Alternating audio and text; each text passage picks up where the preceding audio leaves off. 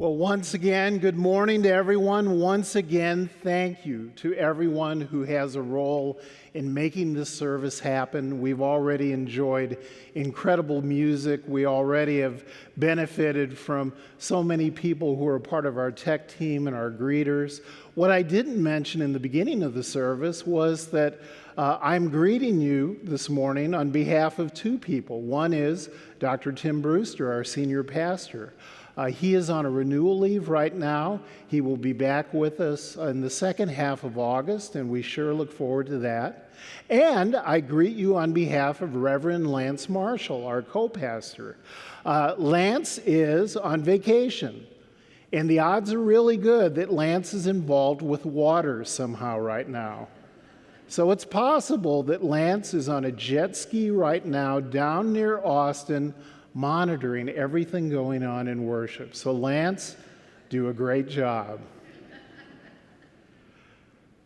Phyllis did a great job of reading that passage, and I like that for a number of reasons. The scripture is found also in Mark and Luke, and each one has its own distinctive twist to it. In Matthew's gospel, Jesus has been teaching, and he's had a friendly audience for a while. And then when it gets to a little bit earlier in chapter 22, suddenly the audience shifts.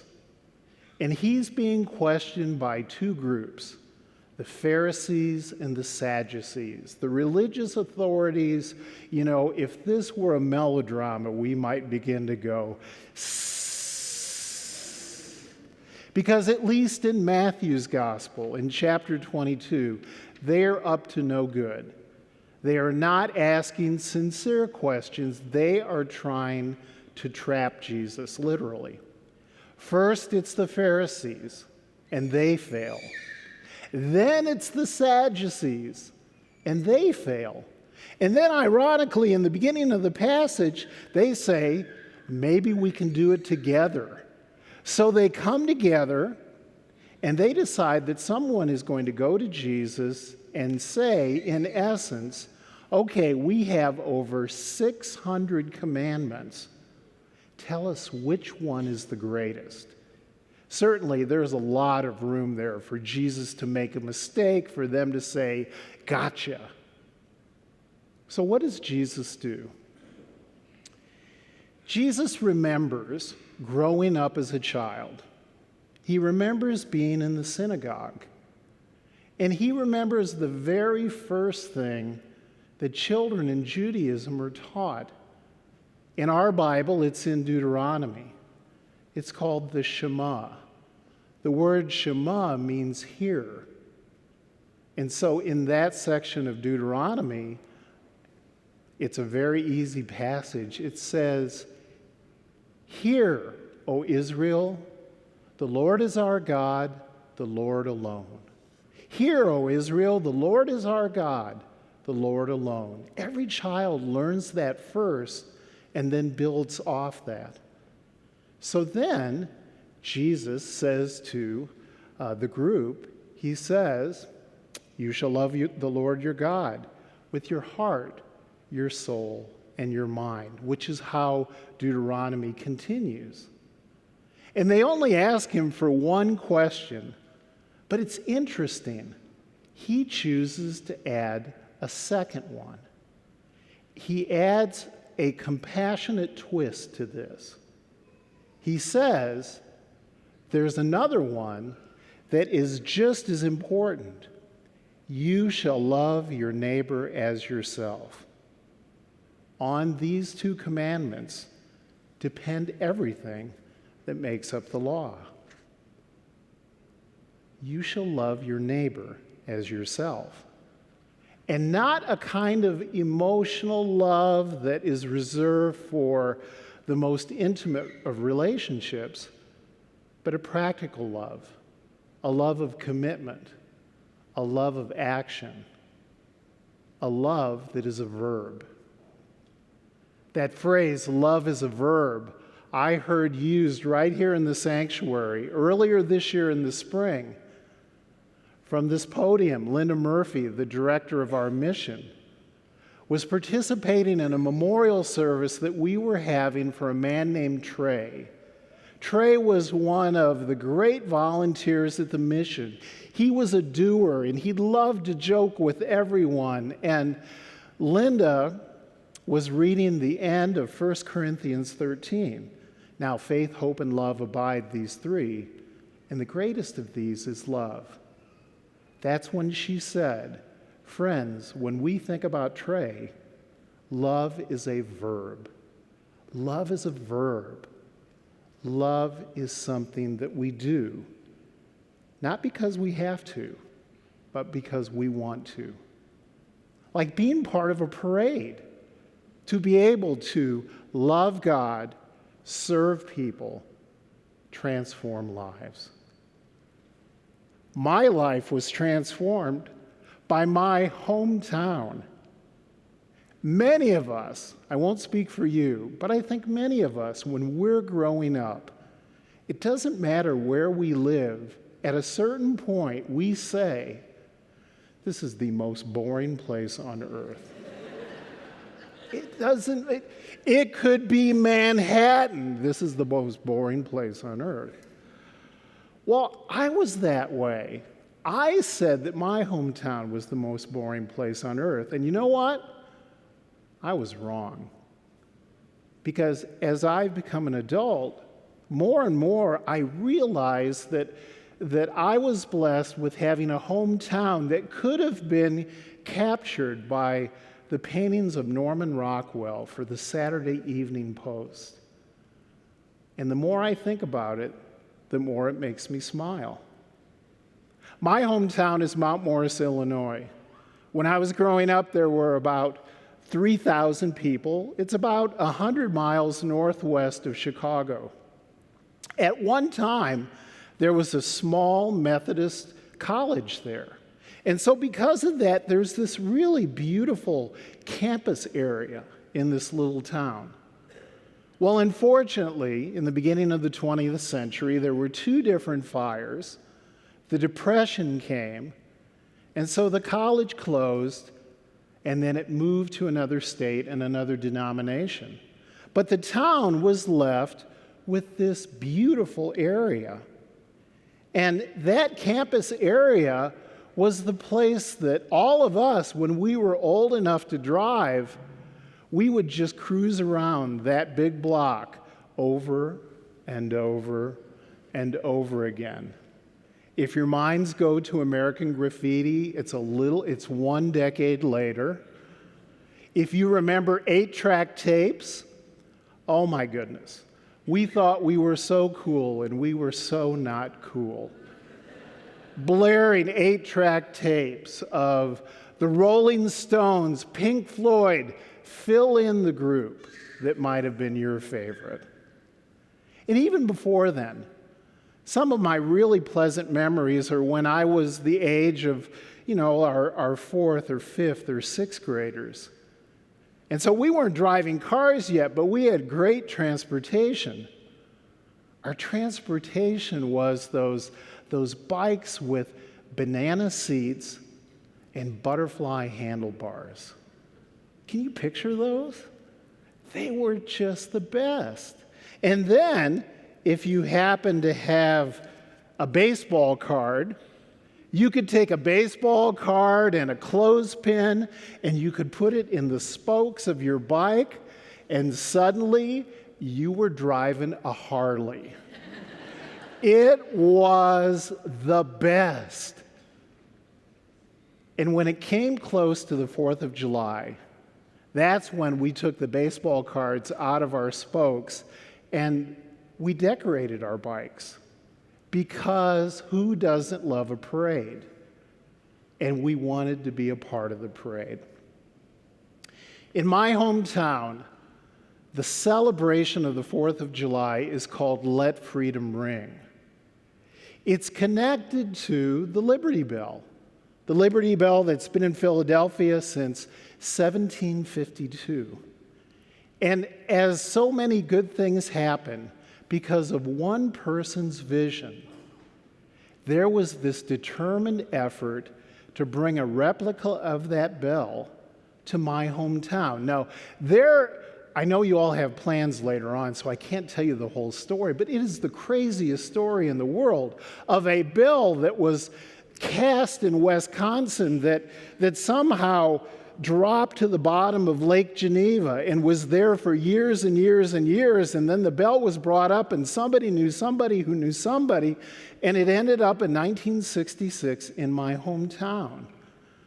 And it sits under a gazebo on this very pretty campus, really close to the big band shell where the summer concerts are. And so it's called Let Freedom Ring. In 1971, the bell became the official freedom bell of the state of Illinois. And then if you know your history of the Chicago Cubs, you'll recognize the broadcaster Jack Brickhouse, who in the 1980s decided that when the Cubs were playing at home on the 4th of July, he wanted the freedom bell from my hometown to be piped into Wrigley Field. And it was just the neatest thing in the world. The carnival came to town, and they set up rides. It wasn't Disney World, but there was a Ferris wheel, there was a tilt-a-whirl, there was the octopus, if you really wanted to be dangerous. They had all those games that there's no way you could win, but you still tried because you wanted to win that giant pink gorilla, so you could carry that around and say, "Look at me." We didn't have Fletcher's Coney dogs, sadly, but there was a long grill on the campus cooking barbecued chicken, and there was corn on the grill. And then one other item that many of you have been asking me about this week: cotton candy. The real cotton candy, not the really compact bags that we can buy in the store today, but the cotton candy where you had the long paper cone.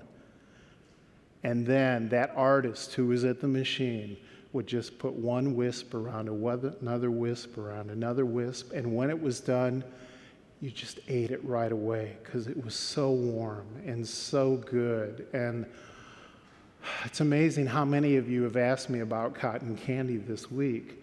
And I did look online this week, and for about $350, you can get a good commercial cotton candy machine. So who knows?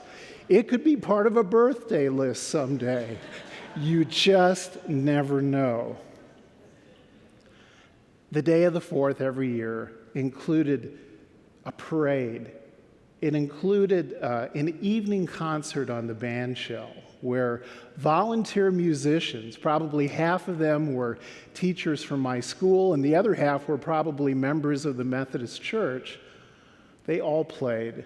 And then when it turned dark, we all ended up on the high school football field so we could look up at the sky and see the fireworks go off. And it was just the neatest celebration of our country and of the music of life.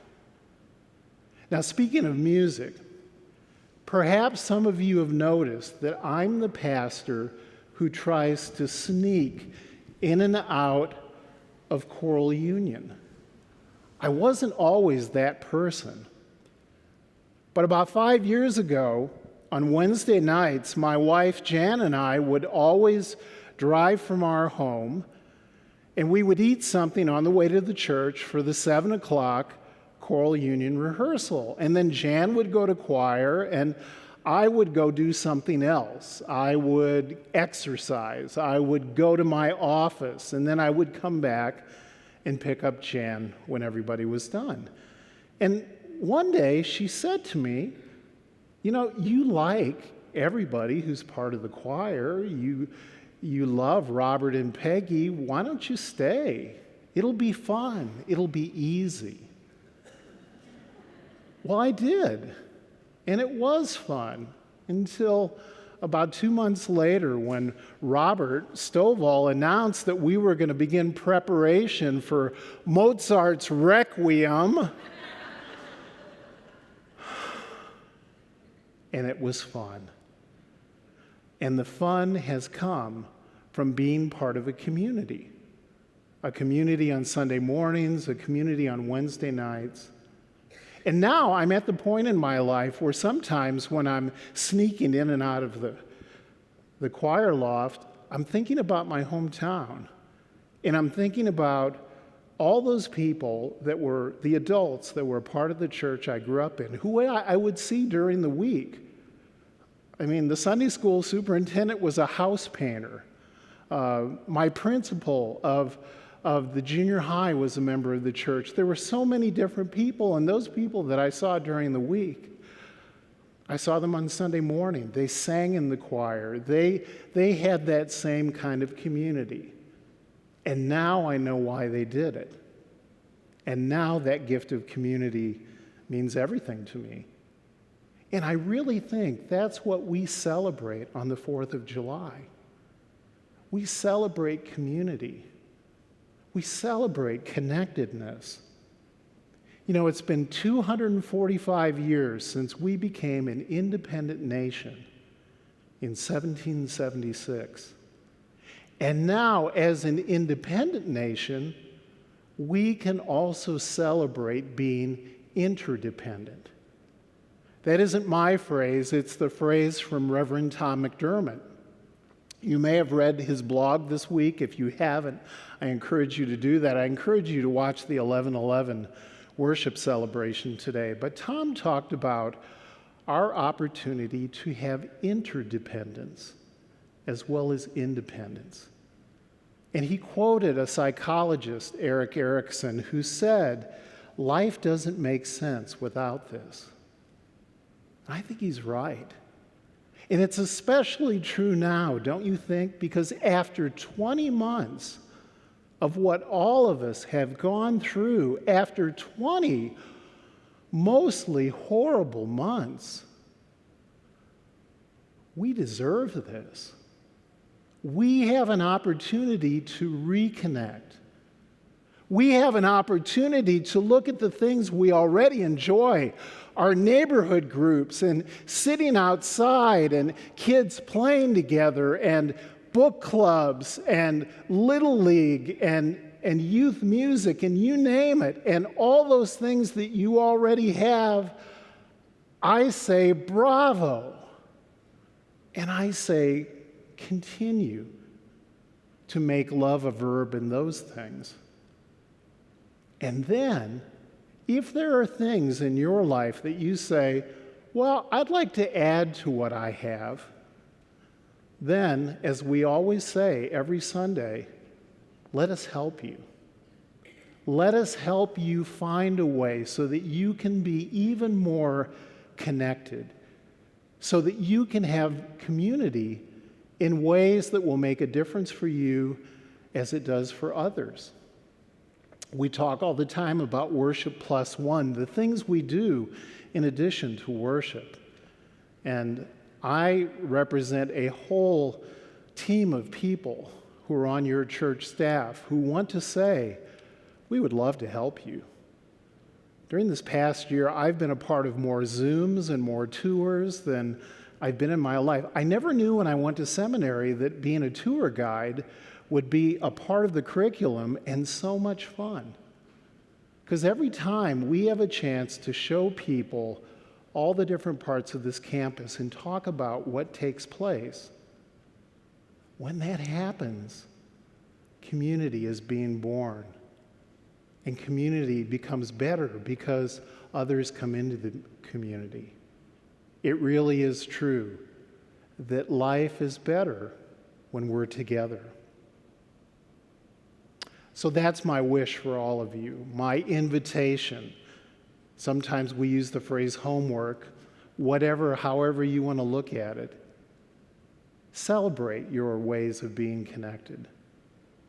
Reach out. Let us know how we can help you. We would be honored to do that. You know, at the end of the service, we're going to get a chance to sing God Bless America together, and that's going to be so much fun, so much fun.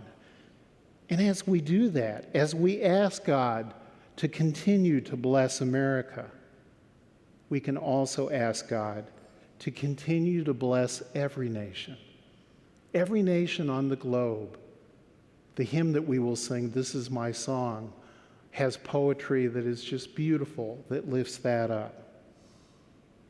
When we can do those things, we can let freedom and compassion ring.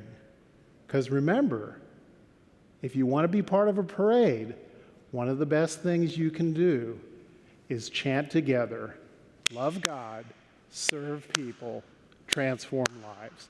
Join me, will you? Love God, serve people, transform lives. Love God, serve people, transform lives. Amen.